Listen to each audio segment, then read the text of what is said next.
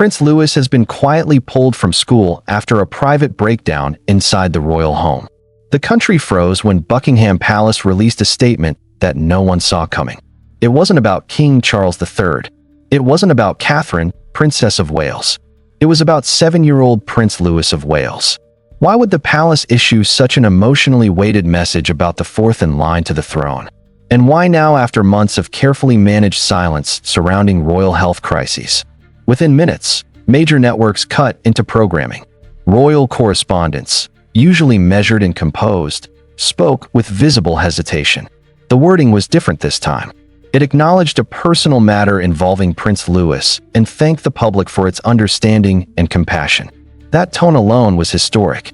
The monarchy does not often speak in emotional language unless something has shifted behind palace walls. And this wasn't framed as a scheduling adjustment or minor update. It carried gravity, finality. Hey, race, why this matters. For the past year, the British royal family has faced overlapping storms: the king's diagnosis, Catherine's prolonged recovery, public speculation about stability. Through it all, the Wales children were presented as symbols of continuity, calm, strength, normalcy. But now the youngest had become the center of concern. And when the youngest in a royal line is suddenly shielded from view, history tells us something deeper is unfolding. Insiders later revealed that even senior staff received no advance briefing, no controlled leaks, no soft rollout to friendly press. The statement came directly from the palace press office. That's unusual. Speculation ignited almost instantly. Was it medical? Emotional? Security related? The palace did not clarify, and that silence created a vacuum. Inside British homes, television stayed on longer than usual. Social media filled with messages of concern. Even those who rarely follow royal news felt unsettled. Prince Louis had become a beloved public figure, the child whose balcony antics brought lightness to national ceremonies. Now the tone had shifted from laughter to worry. But hey, race, the detail most people missed. Shortly after the announcement, Kensington Palace quietly contacted Prince Louis' school. Teachers were informed of temporary adjustments. Planned family appearances were postponed. Certain private engagements were canceled. A ripple effect. Something inside Adelaide Cottage had changed. And while commentators debated optics and succession narratives, those closest to the family described something far more human: a child reacting to months of uncertainty.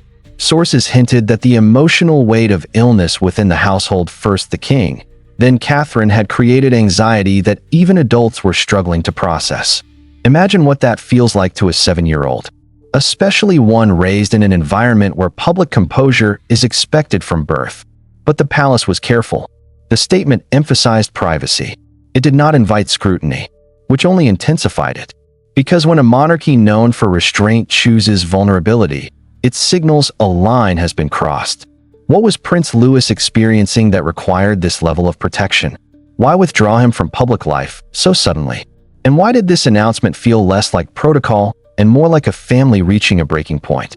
Within hours, cameras gathered outside palace gates. Reporters waited for clarification. None came, until Prince William stepped forward. And what he admitted next would shift the entire narrative. When Prince William, Prince of Wales, stepped forward, there was no grand podium, no ceremonial backdrop, just a father standing before cameras that had already decided this was a constitutional story, when in reality, it was deeply personal. For several seconds, he said nothing. That silence carried more weight than any prepared statement could have. Then he spoke. Louis has been struggling. Not diplomatic phrasing, not institutional language. Struggling. The word echoed. In that moment, William was not speaking as heir to the throne. He was speaking as a parent trying to explain something fragile without exposing it to harm. And that distinction matters because it marked a rare departure from royal composure. He described restless nights, questions that came out of nowhere, a brightness that dimmed, and hey, race, where the narrative shifted. For months, the public had focused on the health of King Charles III and the recovery of Catherine, Princess of Wales. But William revealed something no one had fully considered: how those uncertainties were landing on their youngest child. Louis, he said, was trying to understand illness, absence, and fear without the tools to process any of it. Then came the moment that reportedly left even seasoned royal correspondents shaken. William repeated a question Lewis had asked him in a quiet moment. Is Mummy going to leave like Grandpa? 8 words. And suddenly, this was no longer a story about succession lines or palace image. It was about a child confronting the concept of loss. William admitted something else, something unusually candid for a future king. He said he hadn't immediately recognized the warning signs. That while balancing royal duties and public reassurance, he missed how deeply the changes at home were affecting his son. I was trying to hold everything together, he said, and I didn't see what was slipping through. There was no attempt to dramatize it. No embellishment. Just accountability. But Hay raised the question that lingered in the air. If the heir to the throne can overlook emotional distress in his own home while managing public crisis, what does that say about the pressure inside those walls? William described mood swings, withdrawal, moments when Lewis would shut down entirely. A child known for spontaneous laughter, now moving through days with visible hesitation. This wasn't rebellion.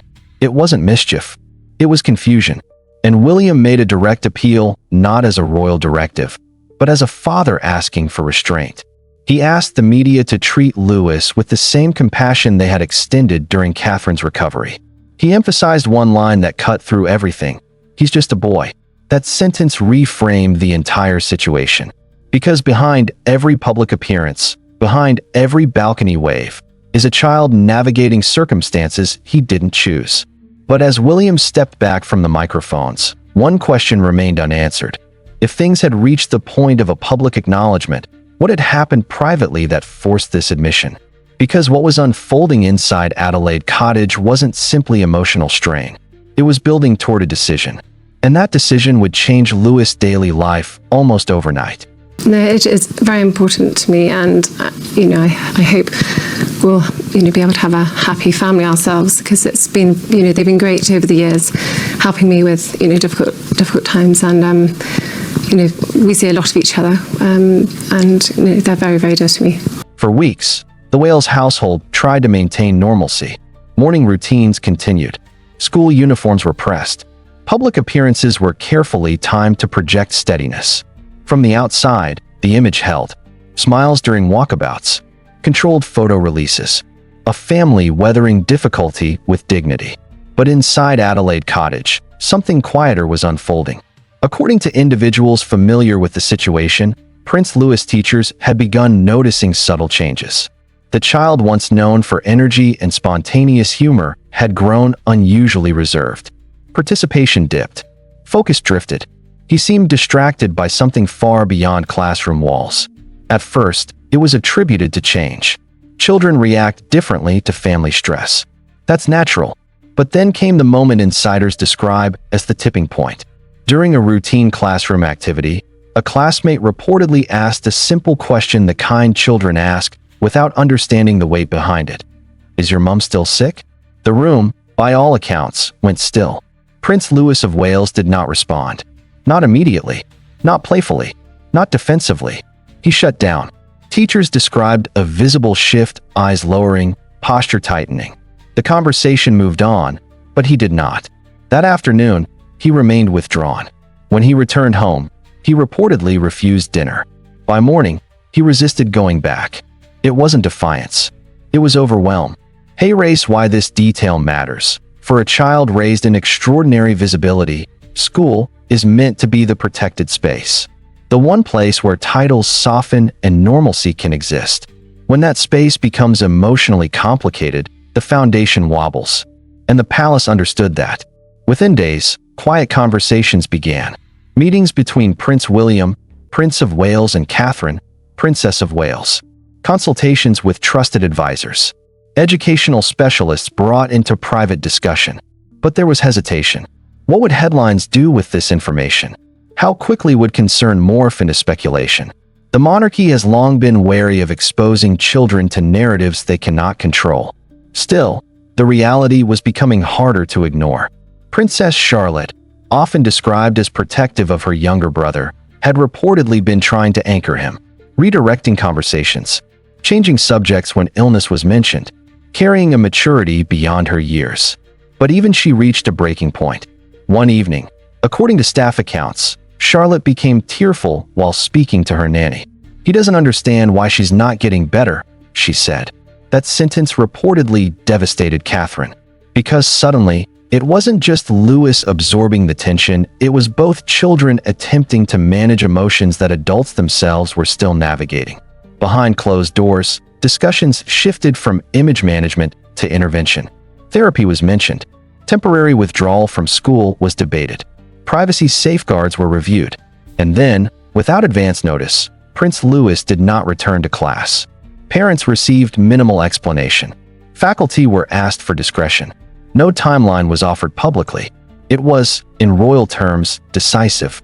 But hay raced the contradiction that deepened public intrigue. While the world continued seeing composed family photographs, internally the family had just made one of its most personal decisions in years. What does it take for a future king to prioritize emotional stability over optics? And what conversations had led to that line being crossed? Because the withdrawal wasn't just about a classroom question. It signaled acknowledgement that something fragile needed protection. Yet even with that action, uncertainty remained. Would this be temporary? Or was it the beginning of a broader shift in how the modern monarchy shields its youngest generation? Incredible charities doing really great work, but felt that we could give more, and how could we do that? And so the foundation idea sort of bubbled up as a sort of vehicle to be able to do more when we walked away from these engagements. The withdrawal from school was not impulsive. It was the result of a private meeting that insiders describe as one of the most emotionally charged conversations Prince William, Prince of Wales, and Catherine, Princess of Wales, have faced as parents. On the surface, the monarchy projects endurance, continuity, stability through turbulence. But inside Adelaide Cottage, the discussion was not about optics, it was about a 7-year-old boy who no longer felt safe in what was supposed to be his most normal environment. Educational advisors reportedly presented options: reduced hours, private tutoring, structured counseling support. None of it was dramatic. None of it unprecedented. But for a royal family historically cautious about revealing emotional vulnerability, even quiet intervention carries symbolic weight. Hay raced the tension. The modern monarchy has worked carefully to appear relatable, open conversations about mental health, public acknowledgments of grief, campaigns around emotional well-being. William himself has long advocated for those causes. But when the issue becomes personal, when it affects your own child, the stakes shift. Because once something is acknowledged publicly, it can never return to anonymity. Sources suggest that Catherine, still navigating her own recovery, was the first to push for immediate change. Not out of panic, out of instinct. She reportedly expressed concern that Louis was internalizing fear, interpreting adult silence as something more ominous than reality. And children fill silence with imagination. William, balancing duty and fatherhood, faced a difficult realization. Protecting the institution could not come at the expense of protecting his son. So the decision was made quietly. Prince Louis would step back. No timetable, no detailed explanation, just space. But hay raced the question that lingers beneath the surface. Is this simply a temporary pause, or is it a signal of generational change within the royal household? Because historically, royal children were expected to adapt, to absorb scrutiny, to withstand pressure without visible strain. This moment challenges that legacy. It suggests that emotional well-being may now outweigh traditional expectations of composure. And that shift, if sustained, would mark one of the most subtle yet significant evolutions in modern monarchy. There's another layer few have discussed. By speaking publicly about Louis' struggle, William reframed vulnerability as strength. He didn't wait for tabloids to speculate. He controlled the narrative before rumor could define it. But control is never absolute. The world continues watching. Analysts debate long-term impact. Commentators ask whether increased transparency invites greater intrusion. Inside the palace, however, the focus appears narrower. Restore routine, rebuild confidence, allow childhood to resume without the echo of adult crisis. Yet uncertainty remains. Will Louis return to school quietly? Will this period shape how he views public life in the years ahead? And how will this chapter influence how the next generation of royals is raised under scrutiny? Because sometimes the most consequential royal decisions aren't constitutional. They're parental. And this one may echo longer than anyone expected. This story was never just about a temporary school withdrawal. It was about what happens when public duty collides with private fear, when the image of resilience meets the reality of childhood vulnerability. For years, the British monarchy has navigated crisis through controlled messaging and careful appearances. But this moment centered on Prince Louis exposed something different. It showed that even within centuries-old institutions, emotional strain does not discriminate. Titles do not insulate. Tradition does not prevent uncertainty from reaching the youngest members of the family. The unanswered questions remain significant. Will this experience quietly redefine how royal children are shielded? Will it influence how openly future heirs discuss mental health within palace walls? Or will the system gradually return to its default composed, measured, and impenetrable? What's clear is this: the most powerful shift may not be public at all. It may be happening in the daily choices of two parents deciding that protection means transparency, at least for now. And sometimes, the future of an institution begins with how it protects a child. If you enjoy in-depth coverage of the stories shaping celebrity culture and entertainment, don't forget to like, comment, and subscribe to stay connected for the next big story.